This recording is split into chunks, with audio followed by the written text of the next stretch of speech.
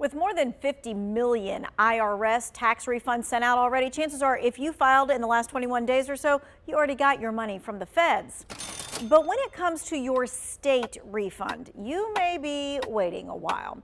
The North Carolina Department of Revenue started issuing tax refunds as of March 10th.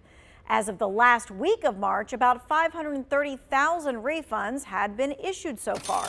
Well, just to give you a little bit of context about how many more refunds the state probably has to issue, the state averages about 2 to 3 million refunds each tax season. So if you're wondering, hey, where is my state refund? The one and only place to check is Where's My Refund tool on the North Carolina Department of Revenue website.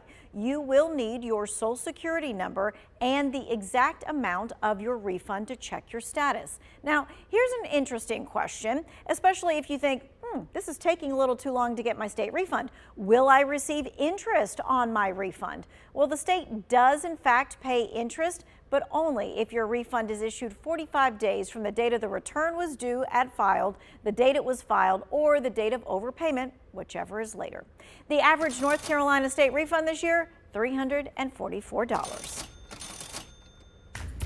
Well, the amounts of state and federal refunds is very different. The average IRS refund is about $3,271, which is 5.2% higher than last year's average of $3,109. When it comes to checking the status of your IRS refund, you want to go to irs.gov. You'll need a few more key pieces of information than you did for the state to check your refund.